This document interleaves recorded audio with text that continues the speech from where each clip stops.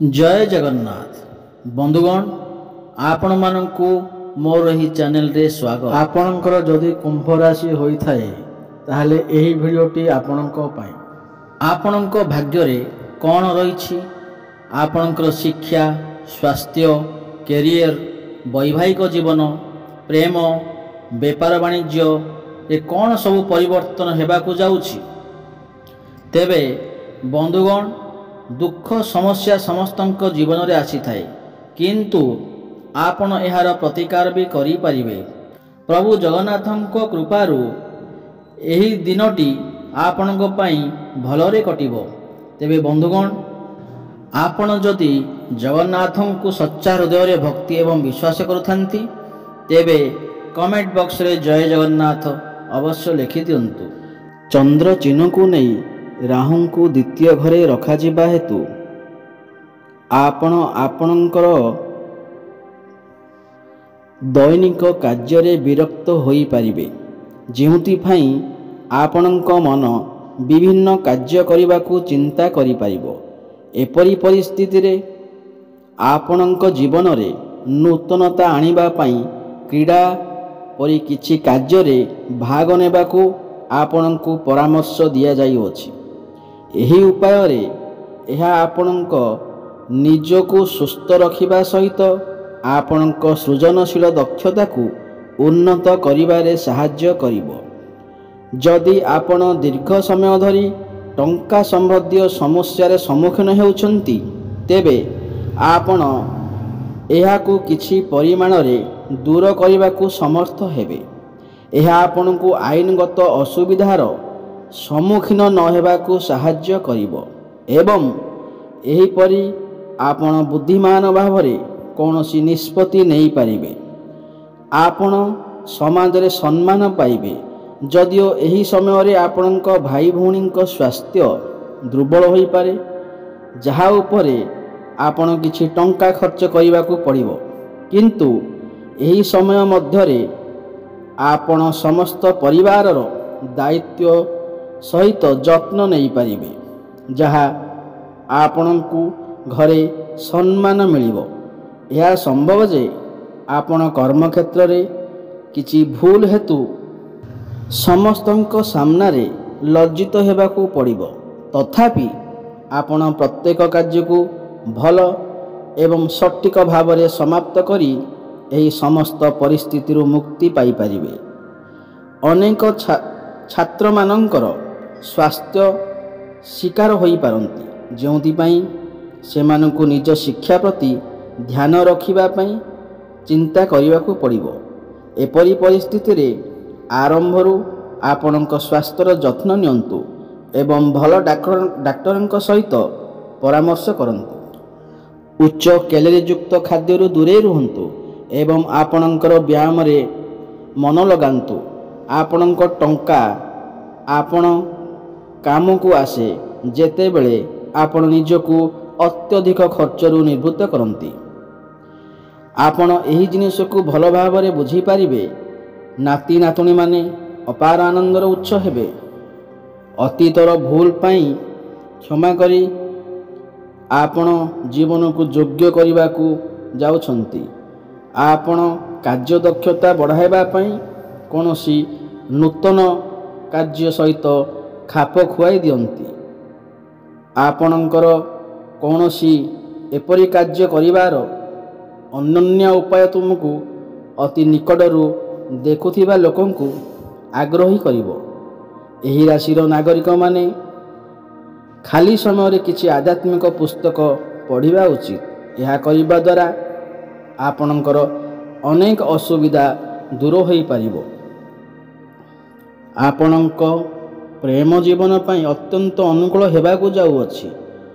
सर्वोत्तम अंश हेउछि किछि भाग्यवान देशवासी निज प्रियंको विवाह करि पारिबे। आपणक विवाहिता जीवन पई यह एक विशेष अनुभव।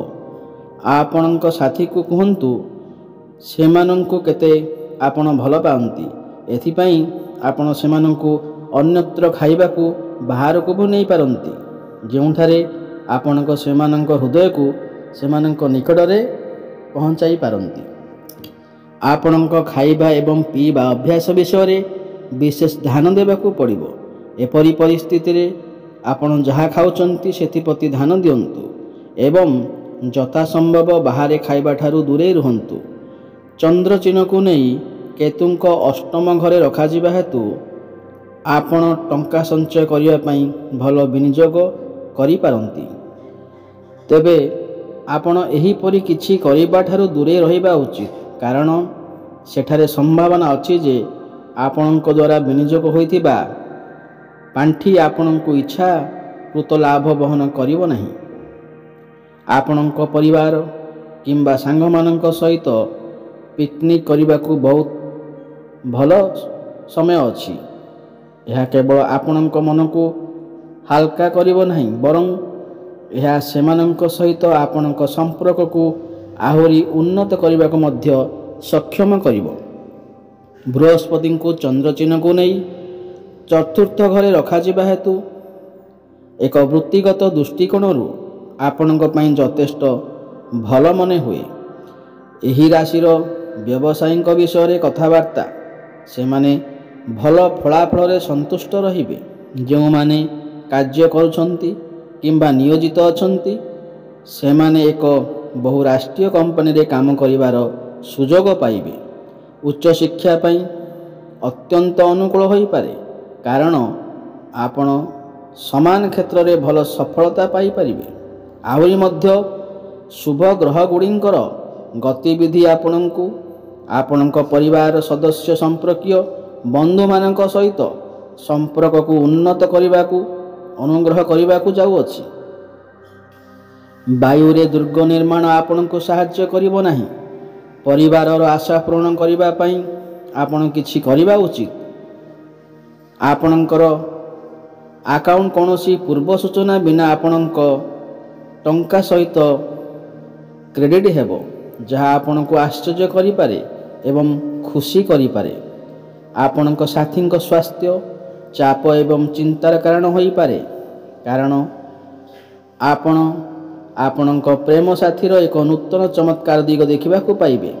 ସଫଳତା ନିଶ୍ଚିତ ଭାବରେ ଆପଣଙ୍କର ଯଦି ଗୋଟିଏ ପରେ ଗୋଟିଏ ଗୁରୁତ୍ୱପୂର୍ଣ୍ଣ ପରିବର୍ତ୍ତନ କରନ୍ତି। ଆପଣଙ୍କ ସାଥୀ କେବଳ ଆପଣଙ୍କ ସହିତ କିଛି ସମୟ ବିତାଇବାକୁ ଚାହୁଁଛନ୍ତି, କିନ୍ତୁ ଆପଣ ସେମାନଙ୍କର ଇଚ୍ଛା ପୂରଣ କରିବାରେ ଅସମର୍ଥ ମଧ୍ୟ ହୋଇପାରନ୍ତି। ସେମାନଙ୍କୁ ବିବ୍ରତ କରନ୍ତୁ ନାହିଁ। ଆପଣ ସେମାନଙ୍କର ନିରାଶକୁ ସ୍ପଷ୍ଟ ଭାବରେ ଦେଖନ୍ତୁ। ଆପଣଙ୍କ ପ୍ରିୟ କିମ୍ବା ତାଙ୍କର ଉଦ୍ଦେଶ୍ୟ ଉପରେ ସନ୍ଦେହ କରନ୍ତୁ ନାହିଁ। ଆପଣ ଦୁହେଁ ଏହାକୁ ବହୁତ ଭଲ ଭାବରେ ବୁଝାମଣା କରନ୍ତୁ। ଆତ୍ମବିଶ୍ୱାସ ଏବଂ ବିଶ୍ୱାସ ସହିତ ଏହି ସମ୍ପର୍କ ସୁନ୍ଦର ଭାବରେ ବୃଦ୍ଧି ପାଇପାରେ।